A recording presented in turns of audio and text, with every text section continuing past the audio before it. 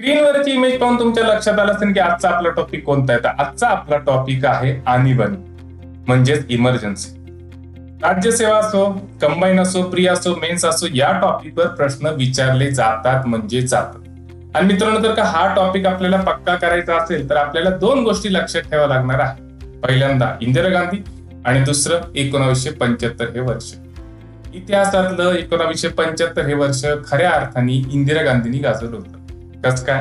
तर त्यांनी काय केलं, त्यावेळेचे जे तत्कालीन राष्ट्रपती होते फखरुद्दीन अली मोहम्मद यांना अंतर्गत अशांतता या कारणास्तव संपूर्ण देशामध्ये राष्ट्रीय आणीबाणीची घोषणा करा असा सल्ला दिला.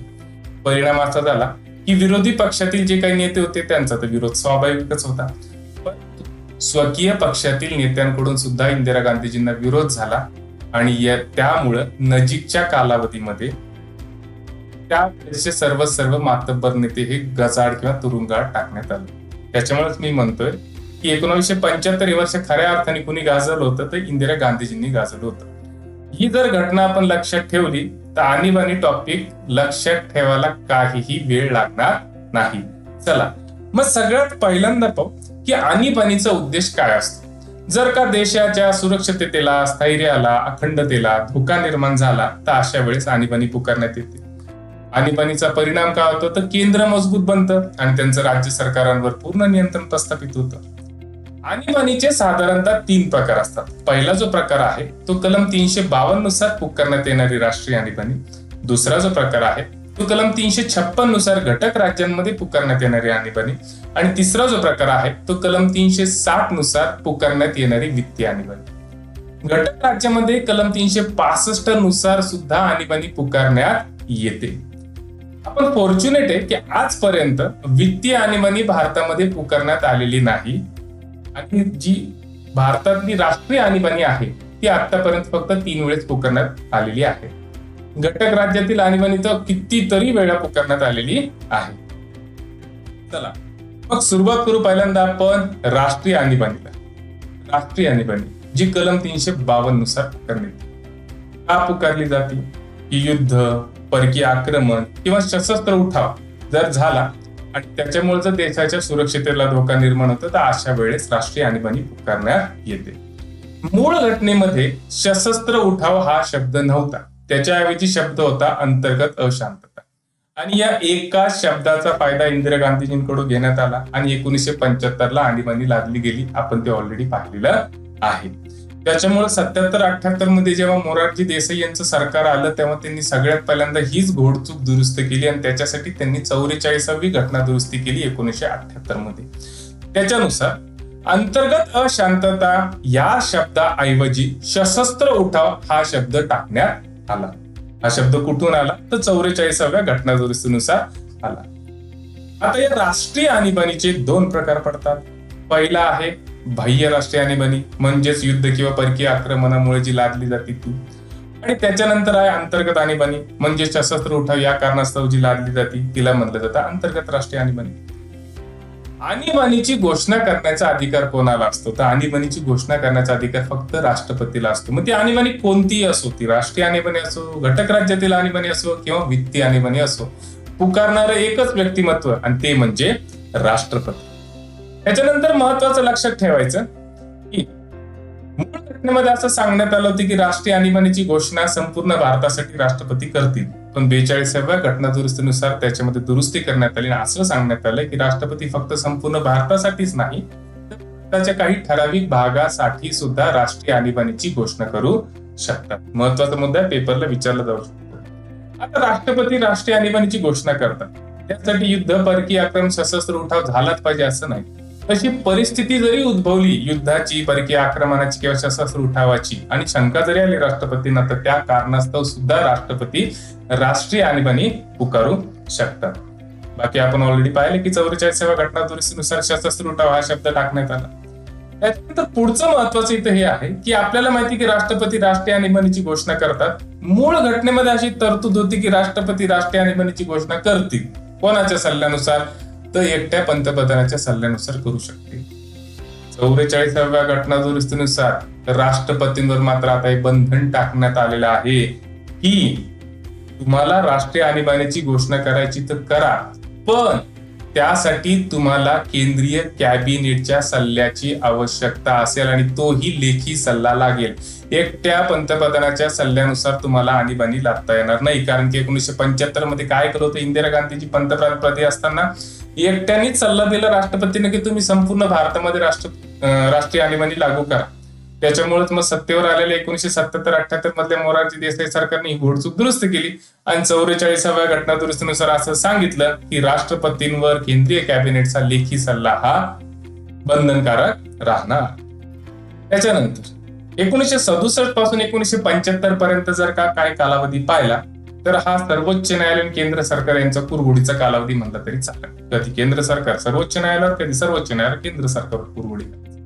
त्याचं बेस्ट जर उदाहरण द्यायचं झालं तर 38वी घटना दुरुस्ती जी 1975 मध्ये झाली होती इंदिरा गांधींच्या काळात. त्या घटना दुरुस्तीनुसार असं सांगण्यात आलं की राष्ट्रपती राष्ट्रीय आणीबाणीची घोषणा करतील आणि कोणत्या कारणास्तव केलेली आहे हे कोणालाही विचारण्याचा अधिकार राहणार नाही. म्हणजे कोणत्याही कोर्टाला विचारण्याचा अधिकार राहणार नाही. म्हणजे थोडक्यात काय सांगितलं की राष्ट्रपतींची राष्ट्रीय आणीबाणीची घोषणा ही न्यायालयीन पुनर्विलोकनाच्या कक्षेतून बाहेर ठेवण्यात आली.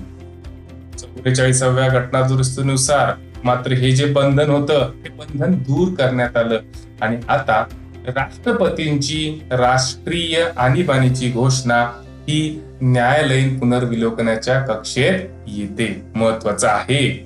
त्याच्यानंतर महत्वाचं हे आहे की राष्ट्रपती राष्ट्रीय आणीबाणीची घोषणा करतात आणि त्यांनी घोषणा केली की संसदेच्या दोन्ही सभागृहांच्या संमतीची आवश्यकता असते.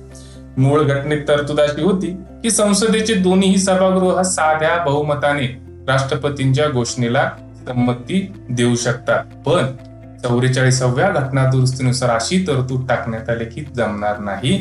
त्याच्यासाठी तुम्हाला संसदेच्या दोन्ही सभागृहांची विशेष बहुमताने म्हणजे 2/3 बहुमताने संमतीची आवश्यकता असणार आहे.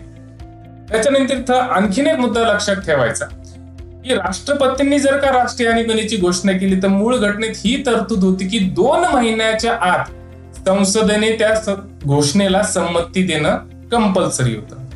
पण 44व्या घटना दुरुस्तीनुसार हे बंधन टाकण्यात आलं की राष्ट्रपतींनी जर का राष्ट्रीय आणीबाणीची घोषणा केली तर 1 महिन्याच्या आत त्या घोषणेला संमती मिळणं गरजेचं आहे संसदेकडून.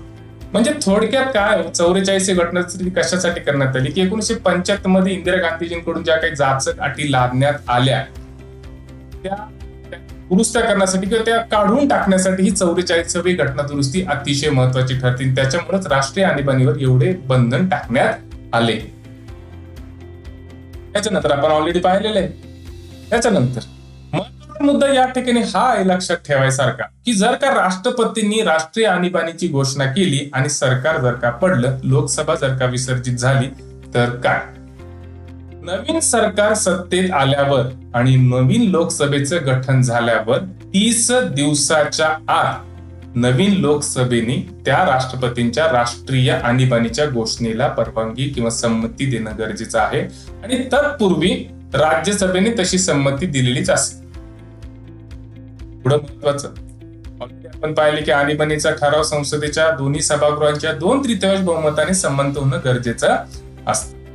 आता आणीबाणीला जर का संमती मिळाली संसदेच्या दोन्ही सभागृहांची तर आणीबाणीचा कालावधी किती असतो? जास्तीत जास्त 6 महिने. कोणत्या आणीबाणीचा? तर राष्ट्रीय आणीबाणीचा कालावधी जास्तीत जास्त 6 महिने असतो. 6 महिने झाल्यावर काय? 6 महिने झाल्यावर पुन्हा बेची पाडे 5. म्हणजेच काय की पुन्हा संसदेच्या दोन्ही सभागृहांची 2/3 बहुमताने संमती घेणे आवश्यक आहे. ती संमती भेटली तर आणखीन 6 महिन्यासाठी देशामध्ये राष्ट्रीय आणीबाणी लागू होणार. असं किती वेळेस करता येतं? असं किती वेळेस करता येतं? फक्त ही प्रोसिजर फॉलो करायची. 6 महिन्याला संसदेची संमती घेत राहायची, ती पण विशेष बहुमताने. त्याच्यानंतर ही जी विशेष बहुमताची जी तरतूद होती ही 44व्या घटना दुरुस्तीने टाकली होती. आपण ऑलरेडी हे पाहिलेलं आहे. त्याच्यानंतर इथं महत्वाचा मुद्दा असा आहे की जर का आणीबाणीची जर का घोषणा करायची झाली तर राष्ट्रपतींना संसदेकडून संमती मिळवणं आवश्यक आहे. ते पण विशेष बहुमताने. आपण ऑलरेडी पाहिलं, आपल्याला माहिती आहे. पण जर का आणीबाणी समाप्त करायची झाली, राष्ट्रपतींना ती राष्ट्रीय आणीबाणी जर समाप्त करायची झाली तर अशा वेळेस संसदेच्या कुठल्याही ग्रहाची संमती असण्याची आवश्यकता लागत नाही. लॉजिकली विचार करा. राष्ट्रपती घोषणा करतात पण राष्ट्रपती फक्त नावापुरते आहे. केंद्र सरकार आणि पंतप्रधान हाच कारभार पाहत असताना हेच सांगत असतात की राष्ट्रीय आणीबाणी लावा, आणि ज्यावेळेस त्यांना वाटतं की नाही आता राष्ट्रीय आणीबाणीची गरज नाही राहिली, तेव्हा हेच सांगतात की राष्ट्रीय आणीबाणी मागं घ्या. त्याच्यानुसार राष्ट्रपती मागे घेतात. पण घटनेमध्ये असं दिलेलं आहे की राष्ट्रपती राष्ट्रीय आणीबाणी मागं घेऊ शकतात किंवा राष्ट्रीय आणीबाणी संपुष्टात आणू शकतात. त्याच्यासाठी संसदेच्या कुठल्याही सभागृहाची संमतीची आवश्यकता नाही. पण आता 75 मध्ये ज्या काही जाचक गोष्टी घडल्या इंदिरा गांधींकडून, त्याच्यामुळे मोरारजी देसाईंनी चांगला सबक घेतला होता. आणि त्याचा सगळ्यात पहिला महत्वाचा परिणाम असा झाला की 44व्या घटना दुरुस्तीनुसार राष्ट्रीय आणीबाणीवर एक महत्वाचं बंधन टाकण्यात आलं. काय की बाबा ठीक आहे, आता संसदेच्या सभागृहांनी, दोन्ही सभागृहांनी आणीबाणी मान्यता दिली आणि आणीबाणी देशामध्ये लागू झाली. पण जर का लोकसभेने परत असा ठराव केला की आणीबाणी ठेवायची गरज नाही, आणीबाणी समाप्त करा, त्यावेळेस राष्ट्रपतींना राष्ट्रीय आणीबाणी मागं घ्यावं लागते. आणि लोकसभा असा ठराव साध्या बहुमताने सुद्धा करू शकतो. अतिशय महत्वाचं आहे. म्हणजे आणीबाणी मागं घेण्यासाठी ठराव करण्याचा अधिकार सुद्धा कोणाला आहे? फक्त लोकसभेला आहे. आणि हे बंधन 44व्या घटना दुरुस्तीनुसार टाकण्यात आलं. 44व्या घटना दुरुस्तीनुसार अजून एक बंधन असं टाकण्यात आलं की समजा जर का तुमची राष्ट्रपतीची राष्ट्रीय आणीबाणीच्या घोषणेला परवानगी मिळाली, संमती मिळाली संसदेकडून, पण मध्ये जर का 1 सदस्य, जे लोकसभेचे सदस्य आहेत, ते 1 सदस्यांनी जर लेखी निवेदन दिलं स्वतःच्या सहीनिशी आणि तसा ठराव जर का लोकसभेच्या अध्यक्षांकडे पाठवला, तर लोकसभेच्या अध्यक्षांना 14 दिवसाच्या आत तो ठराव पटलावर चर्चेसाठी घ्यावाच लागतो. हे 44व्या घटना दुरुस्तीनुसार बंधन टाकण्यात आलेलं. त्याच्यानंतर आणीबाणीचा ऑलरेडी आपण पाहिलं की आणीबाणी समाप्तीचा ठराव फक्त लोकसभेने पारित केला तरी चालतो, लोकसभेने साध्या बहुमताने पारित केला तरी चालतो. आपण ऑलरेडी सगळं पाहिलेलं आहे. अशा प्रकारे मित्रांनो आपण आणीबाणी या टॉपिक वरचा पहिला भाग संपलेला आहे आणि आता आपण लगेच पाहणार आहे दुसरा भाग. पण आता वेळ झालेली आहे PYQ ची, म्हणजे प्रिव्हियस इयर क्वेश्चनची. या टॉपिकवर आयोगाने आतापर्यंत कशा प्रकारचे प्रश्न विचारलेले आपल्याला ते पाहायचं आहे. 30 सेकंदाचा वेळ आहे, सॉल्व्ह करायचा प्रयत्न करा. पूर्वी प्रयत्न आवडत असेल तर चॅनलला नक्की लाईक करा, शेअर करा, सबस्क्राईब करा. चॅनलचं नाव नका विसरू. चॅनलचं नाव आहे सीमाचंदन एज्युकेशन, फ्री एज्युकेशनचा प्लॅटफॉर्म. चला मग भेटू आपण पुढच्या भागामध्ये. तोपर्यंत झटून अभ्यास करा, मन लावून अभ्यास करा. Best of luck.